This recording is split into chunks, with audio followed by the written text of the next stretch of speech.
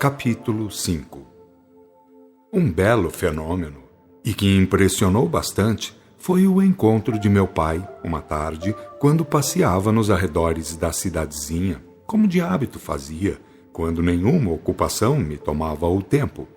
Estávamos entrando no crepúsculo quando se chegou aos poucos, surgindo bem no centro de uma nuvem azulino-doirada.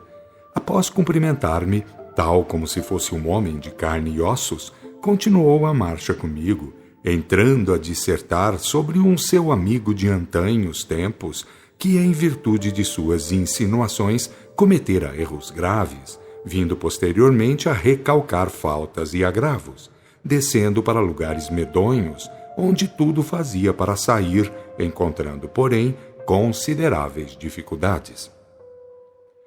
Esse pobre irmão, adiantou meu pai, clama aos mentores pela sua oportunidade de resgate. Os mentores, por sua vez, consideram os motivos de culpa no mecanismo das vidas e dos eventos funcionais. Como é fácil de imaginar, estou de permeio em toda a trama que o prende à inferioridade. É o círculo social e acional a envolver criaturas e mais criaturas, atingindo aquele grau que se diria de saturação jurídica, sem cujo desfecho não é possível resolver coisa alguma. Estou intimado a dar-lhe atenção, concorrendo com os recursos à mão, a fim de o encaminhar. E como sei de seus propósitos e venturosas faculdades, venho pedir mais esse favor. Encantado com a oferta serviçal, respondi: tudo na vida se resume em ser útil a Deus através do próximo. Fora dessa norma fundamental, o céu se recusa a receber o vivente, fazendo-o permanecer à margem de suas glórias. Todos os grandes reveladores, e principalmente Jesus, que veio edificar doutrina sobre a revelação, assim o ensinaram. Fico-lhe, papai, agradecido pelo convite. Naquilo que Deus queira e eu possa, conte com a melhor das atenções. Não sabia, no momento, que mão teria apertado, se física ou substancial. Sei, no entanto, que lhe apertei a mão, pois ele disse ter pressa e se foi, sorridente e muito feliz. À noite, depois de fazer minhas orações ou preparo psíquico, senti que frêmitos deliciosos me envolviam, até que me dominaram por completo. E logo mais, em gozo de espírito, senti que estava no ar, leve qual pluma, entre um grupo de espíritos, dentre os quais meu pai se achava. Aqui estamos, disse ele, para trabalhar. Afinal de contas, Teodoro, a vida é simplesmente a luta que se trava entre as trevas e a luz divina, no íntimo das almas. Tudo o mais é apenas derivação e corolário. Um é como todos e todos são como um só. Devemos, portanto, lutar pela redenção de todos. Esse é o modo geral, essa a linha normal e necessária. Acresce, porém, que muitas vezes metemos o bedelho na vida alheia, complicando sua norma evolutiva, prejudicando o programa ordinário. Surgem, então, os deveres de ordem particular, aquilo que deriva de ações incidentais, de compreensões individuais. Dá-se muito desta coisa, meu filho. Muitos de nós erramos tremendamente pensando agir bem. Um dos presentes, criatura de feições graves, interferiu. A regra no mundo é que cada qual tem o direito de defender aquela causa que julga ser a justa, ou melhor. No entanto, aquilo que é justo ou melhor, segundo o critério humano, pode estar em desacordo com a lei de equilíbrio, vindo a registrar agravos e agravos que deverão ser desfeitos através de obras, assim como através de obras foram levados a termo. Outro deles tomou de imediato a palavra para acrescentar: é comum, portanto, que todos possam errar. Visto isso, deve tornar-se comum a noção de compreensão e perdão entre os irmãos em geral. Sem perdão entre irmãos, não é possível haver melhora geral, e como sem compreensão não pode haver um indispensável perdão, eis aí que devemos trabalhar pelo esclarecimento. A doutrina do Cristo fundamenta-se na revelação que esclarece, para que daí surjam a compreensão, o perdão e, como consequência direta, a consumação harmônica. Compreendamos, portanto, que quando houver paz entre as partes, segundo a lei ou em consonância com ela, haverá paz forçada por ela para todas as partes. Cumpre atender para esta chave, ativar a lei em favor de todos, para que tenhamos parte na harmonia geral.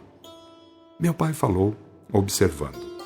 Duro é, porém, fazer com que todos compreendam a função da lei. E um deles emendou, concluindo: eis o motivo de tantos trabalhos e de tantos fracassos. Marchemos, porém, em busca do amor, que o salário vem de Deus e não da incompreensão dos homens, sejam encarnados ou desencarnados. Vamos dizer aos de boa vontade que as dores representam as próprias faltas cometidas e aproveitemos a oportunidade para avisar aos endurecidos que ninguém pode lutar contra Deus e sair vitorioso. Envolvido na aura preciosa que eles formavam, entramos numa zona densa, mal cheirosa e compressiva. Dentro de segundos estávamos numa cidade enorme, ensombrada e triste, porém movimentada, cheia de gente pelas ruas. Aquele a quem devemos atender, salientou meu pai, com muito custo atingiu esta região e cidade. Aqui, como devia acontecer, deveria entrar em contato com outros errados ou cúmplices. Eu sou um deles, como já disse, e sou aquele que está incumbido de articular entendimentos entre todos. Como devem entender, alguns estão em situações e condições favoráveis, sendo que outros se acham em tristes lugares. Logo, amigos, a trabalheira vai ser lentíssima em andamento e complexa em suas partes e minúcias.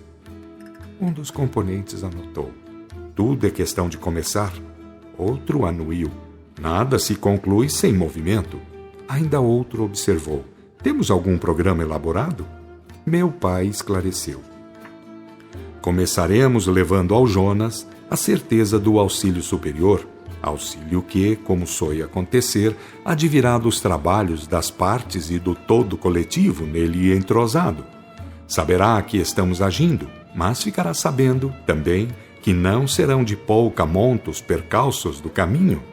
Reconhecerá a necessidade premente de perdoar, de ensejar todo o bem possível, Após breve e significativa pausa, concluiu: sim, reconhecerá a necessidade premente de orar com todo o vigor da alma, meditando palavra por palavra o Pai Nosso a proferir.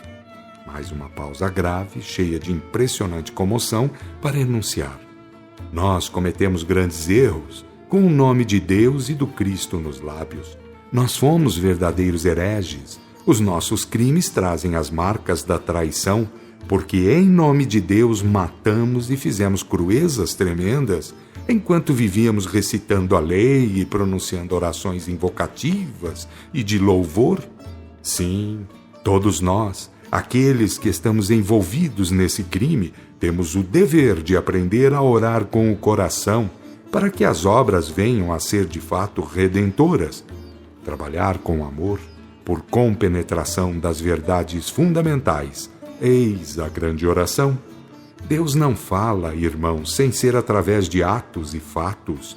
O homem, fale o que é, foi quem se lançou a fazer valer mais as palavras do que os fatos, mais a idolatria do que a consciência pura, mais os engodos formais do que a inteligência lúcida. Descemos e fomos andando pela rua. Nossos trajes eram agora os de todos eles. Estranhando a cor local, indaguei: está para anoitecer? Não, isto aqui é a plena luz de que eles gozam. Um outro emendou simplesmente: sombras por dentro, sombras por fora, nada mais, não está certo? Meu pai pormenorizou um pouco. Aqui, Teodoro, ainda sobrevivem vetustas civilizações em concordância e relação com as marcas psicológicas de seus habitantes. É a velha regra, Os caracteres fazem o meio e o meio força os caracteres. Como é raríssimo encontrar quem pretenda lutar intimamente pela verdadeira revolução, raramente alguém é atingido pelos recursos estranhos, como agora acontece. Isto é, acontece em parte. Como fizesse impertinente silêncio, interroguei-o. Que quer dizer esse em parte? Lá veio a explicação. Eu não poderia, e alguns outros também, progredir sem fazer o possível para que eles também avancem. Estamos ligados pela engrenagem dos fatos e da lei, havendo necessidade de melhora geral para que todos consigam avançar sem outras dificuldades. Compreendeu? E se algum deles quiserem continuar do contra? Elucidou-me. Eu disse que sem outras dificuldades. Não disse? Pois o devido é devido, mas não para todos os efeitos e consequências. Uma vez que alguns temem em ficar pé na má vontade, segue-se o que é segundo a justiça. O que não pode ser, no entanto, é que alguém fique atrás sem as devidas atenções por parte dos demais parceiros de falta. Como é simples e complexa a soberana justiça, exclamei, ao que um deles expressou, ainda que custe bastante, por vezes, ao nosso entendimento. Curioso, interpelei-o. Por que assim diz? Ele explicou. Você está ouvindo dizer que seu pai e outros erraram em nome de Deus e do Cristo, não é assim? Pois eu cometi graves erros pelo simples fato de chegar à conclusão de que não poderia haver Deus nem justiça, metido que estava em provas duríssimas para efeito de resgate, mas desconhecendo os porquês, dei para negar tudo e tudo. Mais tarde, vindo a sobreviver à morte, comecei a reconsiderar os fatos e recebi os devidos esclarecimentos, mas, para infelicidade minha, outros erros já haviam acumulado. Outro da comitiva interferiu. Enfim, a dor é sempre filha do desequilíbrio. Estávamos chegando ao local previsto. Meu pai anunciou. Jonas é um clérigo fanático. Isto é, se não fosse fanático, não estaria por estas plagas, ensombradas e rústicas, mal cheirosas e agourentas. Quero lembrar, no entanto, que devemos evitar certas referências que possam parecer acusações. Esta gente é cheia de nervos e tiques concepcionais, por pouco e por nada entendendo tudo pelo avesso. Creio que devo eu falar a eles, ficando vocês para aquilo que talvez seja necessário fazer. Fazer o quê? Perguntei afoito. Meu pai deu-me a devida explicação. Passaremos por emissários do Supremo Poder, mais do que normalmente o somos, a fim de influir ao máximo. Sugestão é o recurso a ser aplicado, pois temos de abalar nele tudo quanto seja possível, a começar da centelha, isto é, de dentro para fora. Desejei saber, estaremos em face dos 7 corpos do homem segundo a teosofia? O homem na carne ou fora dela tem corpos e mais corpos porque o perispírito é constituído de elementos vários em densidade. Começando na centelha ou alma, vem para as gamas energéticas mais sublimes, depois atinge as primeiras gamas etéricas, vindo então para as demais substâncias grosseiras, como sejam os gases, os líquidos e os sólidos do perispírito, porque, como sabe, para nós este corpo é naturalmente um corpo, apesar de que temos, felizmente, algum domínio sobre ele. Ainda insuficientemente esclarecido, perguntei, em que sentido iremos atuar através da sugestão? Por sugestão, entendemos a movimentação dos poderes mentais e eletromagnéticos, por onde começam as ações de caráter mais exterior. Iremos fazê-lo pensar fortemente para que abale em si mesmo o mundo conceptivo em que está envolvido, ao qual se acha escravizado desde muito. O seu Deus é aquele do Velho Testamento, o seu Cristo é aquele da Santa Inquisição, e a sua lei é aquela que não só permite, mas exige a contradição para gáudio de seus infelizes arautos. Para ele, Deus está fora de toda a chamada criação, não havendo irmandade, também, entre tudo quanto existe, seja espírito ou matéria. Rituais e dogmas são os recursos, sendo os clérigos os agentes da salvação. O amor, a ciência e a revelação, tudo isso nada vale. As questões de consciência, que são as bússolas do espírito, também nada representam. Enfim, a idolatria é tudo e os fatores intelecto-morais de nada valem. Pelos seus ídolos e pelas suas bobagens formais, seria capaz de chibatar sua própria mãe e de esganar quem quer que fosse, numa hora de louco frenesi.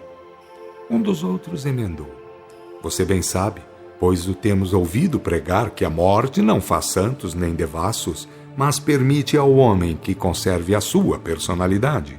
Portanto, tenha em mente que a estupidez também tem direito a mercado nestas plagas, pois estas plagas, para isso, estão fartas de recursos e possibilidades. Deve saber, antes de mais nada, que isto não é um inferno teologal, porque reina aqui a religião de nossos pais, aquela que Roma inventou quando corrompeu o cristianismo verdadeiro, edificado sobre a lei e a revelação. Esta cidade, saiba, é para eles muito civilizada. Compreender eu compreendo, mas é tão rústico isto que vemos e temos pela frente que parece apenas um trágico romance. Entretanto, advertiu meu pai, a terra está cheia de gente que não se lembra da lei, tem horror pela revelação e vive dobrando os joelhos defronte a tudo quanto é idolatria. E tenha em mente ainda que, se não fossem alguns valiosos recursos da civilização, grandes derramamentos de sangue a Inquisição seria capaz de causar, por afeição à simulação e ao comércio religioso. Não está a terra longe disto, mesmo naquilo que parece melhor, que sabe a religião, que parece civilidade. Vencido admiti, realmente, quando um homem se veste de tal ou qual modo e faz imagens de tal ou qual forma e inventa sortilégios à guisa de atos de fé, postergando para efeito de religião a lugar inferior ao que é consciência e virtude, nada mais se pode pretender em matéria de escândalo. Ao que um outro, sorrindo, anexou: pior fica aquele que paga e sustenta essas besteiras. Ainda outro ponderou: cumpre notar que há muito de boa-fé em tudo isso.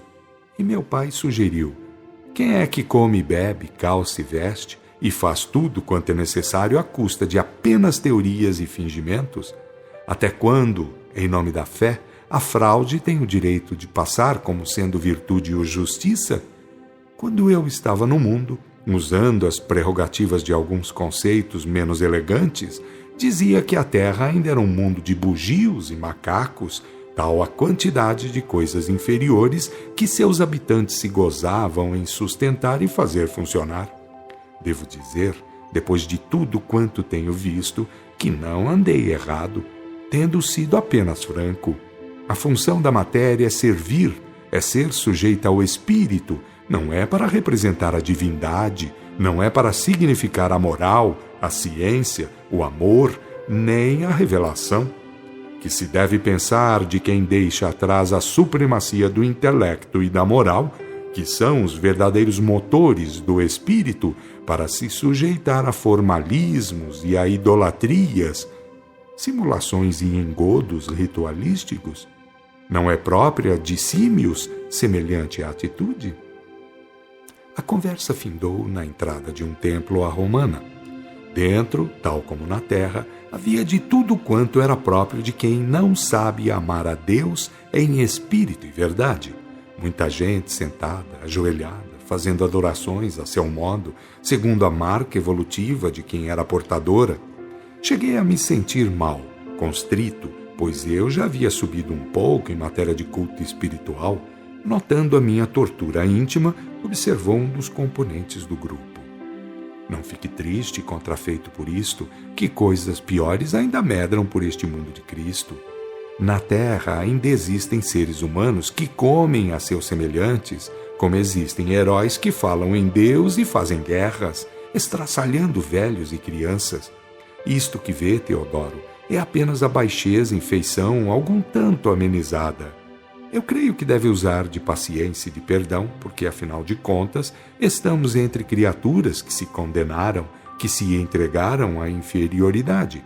E na Terra, que a humanidade toda festeja seus heróis sangrentos, e no seu mundo, que nas festas religiosas esfolam inocentes animais e os devoram, como se isso constituísse um ato sagrado? Quantas formas de roubo tem curso legal no mundo em que vive? Que povo já abandonou a inveja? Onde está a raça que repeliu o adultério? Quantas criaturas, dentre as que oram, riscaram a mentira de seus usos e costumes? Quantos ainda juram pela mentira? Compreendo. Concordei meio apavorado, premido pelo triste ambiente e pelas verdades dolorosas ali evocadas. Antes de dar-se por satisfeito, acrescentou ainda: sim, meu amigo, os métodos materiais e grosseiros de culto, que medram nas regiões inferiores, revelam apenas o grau de involução em que se acham tais habitantes, ressumbram o animalismo e o atraso em geral. Na Terra, entretanto, os que mais se julgam sábios e conscientes, senhores da verdade e fartamente civilizados, eles mesmos são os expoentes da idolatria e do fetichismo. Tanta é a grosseria e de tal modo reina a desenfreada que, apesar de ser simplesmente errada e, em alguns casos, criminosa, passa ainda por ser a própria verdade. Não alimentemos, pois, prevenções contra esta pobre gente. Sendo trevosa e sofredora, é muito mais digna de respeito do que aqueles que na terra se julgam ministros de Deus, porque a eles cabe, na maioria dos casos, a responsabilidade destas infelizes realidades. Tenho para mim, disse-lhe eu, que a humanidade melhorada será aquela que viva da melhor maneira a moral e a revelação. Enquanto agentes, para efeito de culto ou a pretexto de religião, recorrerem a meios materiais e grosseiros, é sinal que interpretam a Deus como igualmente grosseiro e material, isto é, pretendem que a divindade seja como a criatura animalizada ou é, nada mais. Quem me estava à direita apontou: olhe para isto e observe. Toda esta mediocridade seria o paraíso para aqueles que estão nas trevas, onde reinam o pranto e o ranger dos dentes, onde as criaturas até se deformam, tangidas pelas imposições das forças mórbidas. Para nós, é apenas bastante sofrível, porque somos ainda pouco evoluídos, e seria infernal para os mais elevados na escala hierárquica. Logo, por lei e por justiça, o bom Deus dá a cada um segundo a sua conduta íntima. É pena que tantas criaturas se demorem nos planos dolorosos por afeição à imoralidade religiosa e à péssima concepção em geral. Mas, por outro lado, esse direito que favorece a tortura e a permanência nas plagas torturantes é o mesmo que, mais tarde, quando bem aplicado, sustentará a grandeza da criatura em amor e sabedoria. Cumpre-nos apenas o serviço de ensinar o melhor caminho. Meu pai advertiu. Cessou o tempo de livre conversação. Entramos por uma porta e fomos parar defronte ao padre. Estava sentado e lendo um surrado missal, com olhos tão pregados que nem sequer nos pressentiu. Salve! Saudou o meu pai, erguendo os braços e se encaminhando a ele. Salve! Respondeu admirado, lançando arguto olhar pela comitiva toda. Com bastante ênfase, meu pai anunciou: aqui estamos, padre, de ordem superior, a fim de convidá-lo para funcionar como profeta ou senhor de algumas graças. Terá que aprender a perdoar, terá que se fazer verdadeiro discípulo do Cristo para merecer a graça de curar, aliviar e soerguer os ânimos combalidos. Como recebe, irmão Jonas, esta oferta das alturas? Chocado, visivelmente surpreendido, murmurou: já era tempo. Há dezenas de anos que me subtraíram aos piores lugares, pelo muito zelo com que agi quando ministro de Deus na terra. Fui exagerado, lá isso fui, mas já era tempo. Enfim, terei a oportunidade sonhada, sarar as doenças, consolar os aflitos, ser inspirado. Para mim, ele parecia nada mais do que louco varrido, mas era um padre, um homem que estava certo de não estar errado, embora estivesse de todo viciado nas coisas idólatras, formais e rampeiras, vestígio seguro de ser um espírito bastante inferior, capaz de conceber a Deus como sendo apenas maior nos mesmos erros, nas mesmas grosserias, amante de engodos, pagodeiras e simulações horríveis. Aqui tem, disse meu pai, enquanto sacou de um bolso pequeno manual de ensinamentos.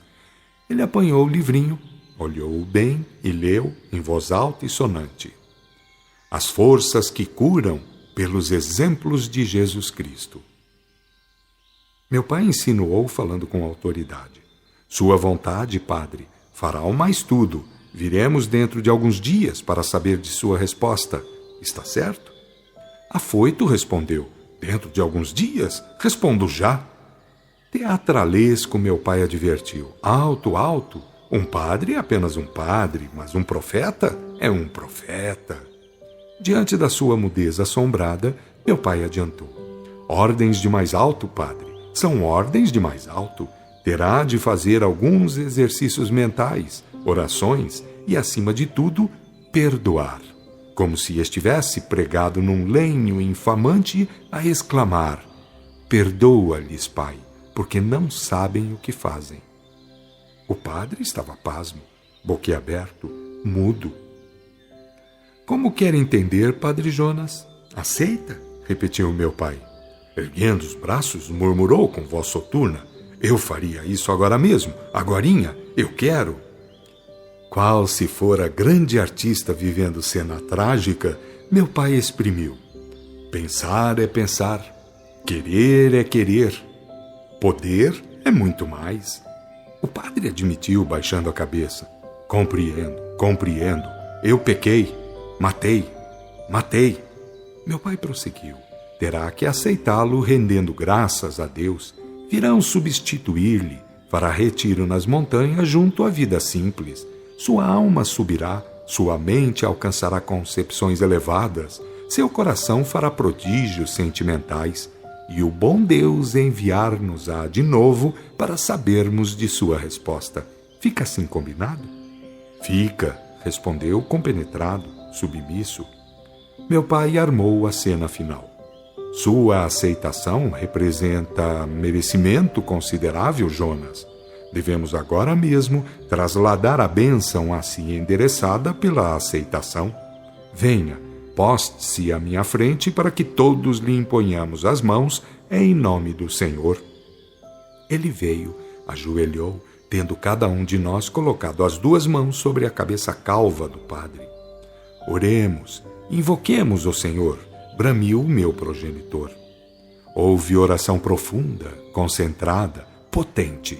O padre fremia debaixo de nossas mãos, trepidava, pronunciava palavras desconexas. Terminando, meu pai avisou: iremos daqui para falar ao seu governador. Assim que for substituído, passe alguns dias longe das gentes no seio da floresta. Compreendeu? Trêmulo ainda, o padre afirmou. Farei tudo a rigor. Senti que o céu vinha sobre mim. Fizemos a despedida e nos fomos para avisar o chefe da região.